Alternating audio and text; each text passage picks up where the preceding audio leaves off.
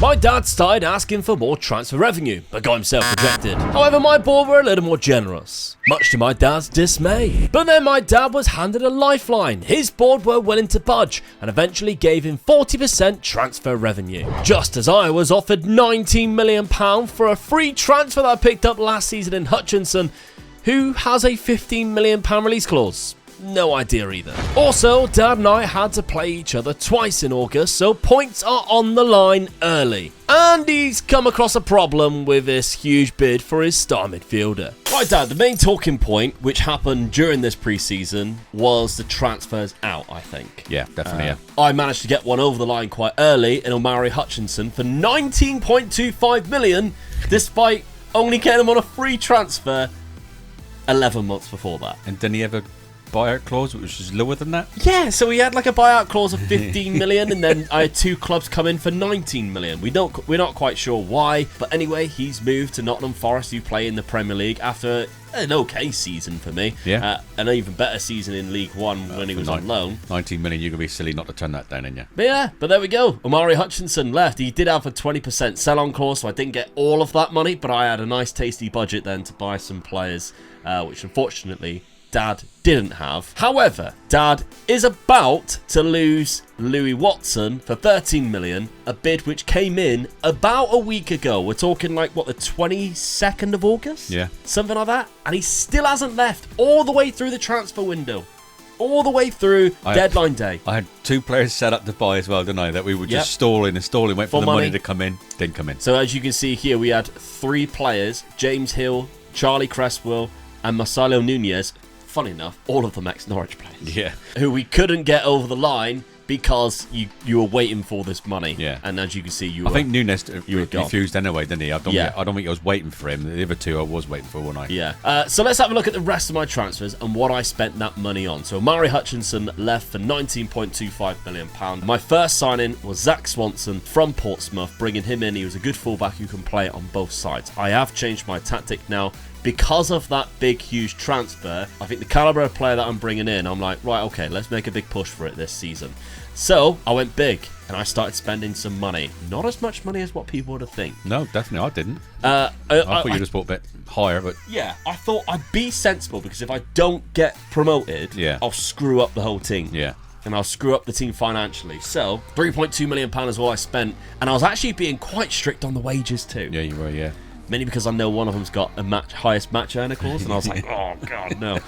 So the money that I actually only spent was £2.1 million on Hwang Hee-chan, who I think will be worth it despite him being 31. A very good winger on this game. Great aggression, good teamwork, work rate. For this league, he should be dominating, really. Yeah. I mean, Reading bought him for £1.6 million last season and barely played him. He has been injured for me, which might be the reason why he didn't play that much for Reading last season. Yeah. I don't really know, but he seems to have done all right in the games that I did play him. Then Yersa Mosquera, which is a good centre-back that I picked up. Another former Wolves player that we have there. Good heading, determination, jump and reach, anticipation. I think that's a good signing. He's a very good player, yeah. He's played a lot of games in the Premier League, etc. So, yeah, I'm hoping that he'll be good for me. And then Mike Trezor from Burnley for 34k. I mean, he's very good for 34k. Definitely, yeah. So, outside of that, I used my money quite wisely, bringing in free transfers that I thought would be an improvement to the team. And I started off with a goalkeeper down there. I think that's a better goalkeeper, although it doesn't look like my assistant was putting him in goal. So I'm kind of like, oh, okay, well, I've got two really good goalkeepers then. I'm happy just to see what that turns out like going forward. Liam Thompson from Derby County. More of a backup, if I'm honest, more of a squad player because he's only a decent championship level player, but I like his mentals and his physicals. Then we've got John Duran, who's going to be my starting striker. I didn't loan in a striker this year. My striker last year was a loanee, Valise from Tottenham. So I'm going to put my faith in John Duran being my main striker this season to see how he does. He looks good. He does, yeah. His finishing's 14, okay. So for this league, that's good. Yeah, absolutely. 23 years of age. I think, yeah, he should be the one to carry the goals this season. Orel Mangala from West Brom. Another good free transfer. This guy used to be a good wonder kid, to be fair, didn't he, back in the day? You kept on going back to this guy as well, didn't you? That was quite funny. I wanted to find the best centre defensive midfielder I could find, and I just kept on going back to this guy and going, it's just going to be this guy, isn't it? Yeah. For a free transfer as well, I couldn't complain too much. He's been around the block a bit, been in around Europe, and he's decent, so I'm happy with that. So yeah, those are the free transfers that I brought in. Looking at it, could I have, spent the £20-odd million a little bit better? Possibly, but I had zero money whatsoever, so I thought I'd be a little bit more wiser and spread it across. I think it's a good transfer window for you, to be honest. Yeah. Like you say, you weren't silly, and you could have put yourself in a lot of trouble next season if you didn't get promoted. Absolutely. I mean, my highest wage still is 30k. I mean, that's a lot of money with this which league. Is the highest match earner of Arthur Okonkwo. Yeah. Which is the goalkeeper that I had at the very start on loan that I decided to make a permanent transfer. So the fact that that's the highest wage that I've got, I think I've been quite smart, because I was turning down players when they were offering 56 and I could afford it. Yeah. And I was like, no, let's not do that. Let's not ruin my finances straight away. Speaking of ruined finances, let's have a look at Dan's team. This is why we struggled, wasn't it? It was mainly my team, wasn't it, trying to get anybody in. So you were very unlucky to be given absolutely nothing. Yeah. But you had the very unlucky task of not having enough transfer revenue. We asked them for more when it was down to 25. They said no. A month later, they said, what a great idea it would be to up your transfer revenue. And you're like, that's exactly what we came to you before. So 40% now you're up to, which is obviously great. As you would say, better than kicking the balls. It's better than kicking the dick, that's for sure. So Mario Dorgili's sale for £3.4 million was your biggest decision, I think, this transfer window, because that then allowed you to bring in I lost quite a few players who I'd loaned in that were good players as well, so it was in vital position. So I had to get players in, and I didn't really want to loan players in again. I wanted to try and get some of my own players, so I've got them there for next season, and I really. So that's what I was trying to do. I'm quite happy with this transfer window, to be honest. Yeah, the only signing you made previous to that Dorgili signing was this player here, Mackenzie Cast, coming in on a free transfer because he had such low wages. It was like the only player you could actually offer. And then you went for other players, and then we had to keep delaying it. Didn't you? So you couldn't actually get it done. That was the one signing you made before the Dorgili sale. Then the players started to come in. Joe Hodge was another one. Which you just scraped in on the same day. This is the one I was really trying to get as well. I was pleased I got this guy in the end. Good centre midfielder. We got Brooke Norton-Cuffy coming in the day after, which was a good fullback who can play on both sides. So I needed him. Exactly what you needed. A good centre back, Sebastian Otoa, Danish, 23 years of age. The centre backs that I got there are quite good. I was quite happy with it. So I'm just trying to get some people that any injuries I've got. I've still got someone come in behind them really. So. Yeah, absolutely. I was quite happy with this guy. Then we got Carl Rushworth, because your goalkeeper last season was the loanee. Yeah. So you needed a goalkeeper. And I was pleased with this keeper. He's very good. Yeah. We took a chance where we were going to get him, didn't we? And he come to us, so I'm quite happy with that. Yeah. So Carl Rushworth is now your number one. Yeah. George Hurst actually forced you to change your tactic. Yes, he did, yeah. I was looking for a shadow striker, wasn't I? Yes. And this guy came up, and I thought, I can't afford to miss out on this guy. So I got him, and when I got him, I thought, right, I've got to change my tactic. Yeah. So I did. Okay, so good striker, good header ability. He's more of like a target forward rather than Macaulay Langstaff, who's more of an advanced forward. Then we got the loan signings, the signature loan signings, which cost you nothing. This first one, Alade from Southampton. I try to get all three positions: defender, midfielder, and attacker. So this is my loanee for. And he plays in two different roles. So he's my loanee for the striker sort of position. Jahab, Spanish centre defensive midfielder. And then finally, we got Kian Breen from West Ham. Taking a chance because, annoyingly, when you do it, they want them to be playing in a specific role, which is really frustrating. Like the third row, no-nonsense centre-back, which you're not going to change your tactic. And I think it's one of the things that I really, really, really wish Football Manager would just take out of the game. There was 3 or 4 players that I tried to go for, and I just couldn't get them because I wasn't playing their particular role. And when we said, no, we're not doing it, they put a fee on it then, didn't they? So we just couldn't do it then. And the other thing that really annoys me with loan players is when your staff come to you, like they did with Sonny Perkins again, and said, I think you should try and get Sonny Perkins back for another season because he played a lot of games last year. You say yes, and straight away, the team that he was coming from say, no, we want him to be in a different environment, and then they don't actually go out on loan or they go to somewhere worse. And I just don't understand what Football Manager sees as that being... Like, what is the point in those two things happening at the same time? Because I've never seen it where you say, I think you should keep on a player, and then you go on it, and then you actually say yeah. They never say yes. So I don't see the point in that news article or having the part where they never say yes. Either one, I think it's pointless. All right, let's have a look at your tactic then, because as we mentioned, it's changed twice since we started from last season. You're going for this. Yeah, I conceded a lot of goals. I just survived, so I thought, right, I'm going to make it a little bit harder in defence to try and beat me, but I've still got to try and be more attacking, so that's what I've gone for, really. Yeah. I've stuck 2 up front. Hurst and Langstaff, with the midfield player in between them. Yeah, so Joe Hodge is going to be the only one nailed in. Yeah. So that's what I've gone for. I'm hoping that my 3 centre defenders are good enough to hold it together with the support they're going to get in front of them. Okay, let's have a look at my tactic then before we have a look at some of the results so far. I changed mine back to what won me the league in League One, because I think now I've got a better team than obviously I did last season. Yeah. And probably some of the best teams in the league. So last season, it would have been suicide if I decided to go for this. Yeah, definitely, yeah. Because I didn't have a very good team. I probably would have got battered a lot more. And I finished mid-table. I just crept under the radar. That's exactly what I wanted to do. This, I think, has helped me so far. Now, we have also played each other twice. Because we played during the league and then was drawn against each other in the cup. Yeah. So, schedule, how have we done so far? I've beat you in the league and you've knocked me out of the cup. I didn't just knock you out, mate. Okay, you absolutely battered me in the cup 5-1. That's the one I wanted to win out of the 2 as well. Yeah, because that's an extra point. Remember, you get the victory point for beating me in the first place, but you also get a point for knocking me out of the cup competition. So there we go. You've got that. Good.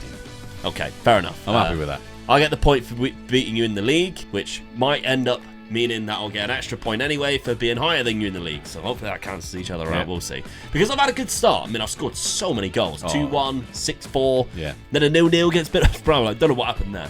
3-0, 3-1 against you. 2-0 against Sheffield Wednesday. We lost 5-1 against you in the cup. Beat Portsmouth 3-0. And then right after Portsmouth, I had Southampton, who were top of the league at that point. Away from home, 8-2. Brilliant result. Unbelievable. Yeah, definitely, yeah. I don't know how that happened, but there we go. I beat them 8-2. They were top of the league. So now, I'm actually second in the league, only behind Ipswich, who have only lost 1 game, but I'm unbeaten at the minute. Yeah. And it's only myself and Cardiff, the 2 Welsh teams, who have not done that yet, who haven't lost a game yet. So that's interesting. I'm looking dodgy again. You're a little bit further down the table, Dad. So let's have a look at how you've been getting on so far. There's a lot of losses in there. You had a good first game. Yeah. Langstaff scored in the 91st minute against Luton to beat them 1-0. You beat Carlisle. They then drew to Birmingham, which is not a bad result. My problem here, because I looked at it and I thought, is my tactic wrong? And when I looked into it properly, it wasn't, was it? It was injuries and suspensions. So many injuries. I had about 4 players sent off in 4 games, I think. Yeah. So I just had all these suspensions all the time. You can see one, Tom Holmes there against me. You had one, Steve Seddon, I think, against Ipswich. You had Joe Hodge. So that's 3 in a row. You had a straight red card or a second yellow. Then you played me in the cup. Got away with that one. Swansea, you didn't have any there, but in between that, there was loads of injuries. So you constantly. Then you played Leeds United. Unfortunately, gutted. That's you were in the Premier League. Yeah. Which would have been an extra 2 points if he did knock them out at Meadow Lane. Lost 2-0, unfortunately. Yeah. But I think the most important thing for you is survival right now. I'm just hoping now that we've got to get the suspensions out of the way, get a few players back again from injury. I'm going to stick with the tactic. Yeah, okay. And if we think about it, really, it's annoying that transfer didn't get done, because you would have had a little bit more money to play around with. You would have had a better squad right now. But it could work in your favour if you do survive, because the money that you're going to get from that, 40% of whatever that's going to be, your total, probably around about 3 million. Whatever that is, going on to next season at the very start of the window, which could be a lot more beneficial. Oh, definitely. If I survive and I got 4 million in the bank, I'll be well happy. Yeah, because if you put it a lot more into wages and you start doing what I did the last season, where I signed these very valuable players on freebies, then you start selling them. Yeah. You're going to get the money that I've been offered, because I think that's the only difference right now. The reason why I got a £20 million player and you got a £10 million player like very late on was because I had 2 or 3 players, didn't I? Where it was like they were wanted, and I'm like, I could be a little bit. I mean, I agreed to sell this player as well, because each game I played, he was actually on the bench, wasn't he? Yeah, Dan Crowley was. So he wasn't getting into my team anyway. So to me, I thought that's a no-brainer. I'll just take the money. And at that point, we're like, we've got a week before the transfer window closes. You should definitely. I was looking at 1 or 2 centre defenders to make the defence a little bit stronger, or 1 centre defender and another midfielder. That's what I was looking at, and I had set up. But because the money never come through from this guy, I had to, we lost him, didn't we? So Louis Watson, you're going to be dead to Dad in a minute, because you might cost him his season if he goes down. But if he survives, it could be a blessing in disguise. It's one of those really tight ones again, isn't it? 3 seasons in a row he said that. Okay, let's simulate and see what happens in this 5th season. So yes, my great start suggests that a possible push for the playoffs in just my second season in the championship could be a possibility. But my poor old dad really needs to just hold on this season, and hopefully the money he makes from the Watson deal can really improve his side next summer. However, the huge 5-1 win Dad's Notts County side got over my Wrexham team gave his team a lot of hope and maybe some doubt on me getting any success this season. So I guess we've got a lot to learn from this going forward. And would you look at that? You survived again, Dad. That's better this time. 18th place. Better this time. Yeah, a little bit further away from the drop. I'll tell you what, I'm gutted with mine. 9 points I got. 9th place. I'm actually really disappointed. I thought playoffs would be where I'd end up. Yeah. And we're on mine right now. Look how long I was top. Ooh. For over a third of the season. And then I crept back up to top. And I had such a I was third there. Roughly just short of 2/3 of the way through the season. And then I dropped massively into mid-table.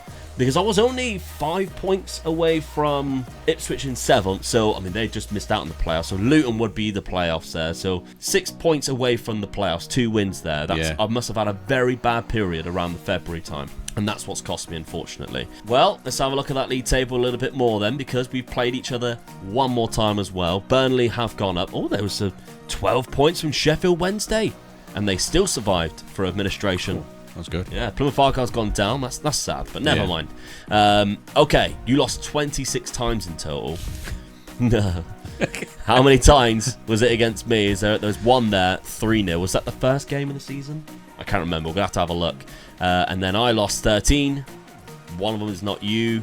There's no draws in there for 11. I won 22. Is it going to show? It's going to show the 3-0 away from home. I think that's an extra win. I think it is. I think the first game was 3-1. Yeah. I think it was. I think that's an extra win. Yeah. So that's 1 point for the higher league position. Possibly 2 points for winning in the actual season itself. But you've got 2 points for knocking me out of the cup. Yeah. Speaking of cups.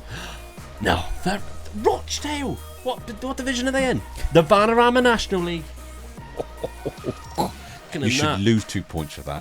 That's very disappointing. Who do they go on to face? I'll be gutted if they face a Premier League side. Rochdale. Barnsley in League One, who I should have beaten. Yeah. So if we're going on that laws of average, Barnsley, Nottingham Forest, then face Nottingham Forest, who are in the Premier League. Yeah. I would have faced a Premier League team, but never mind.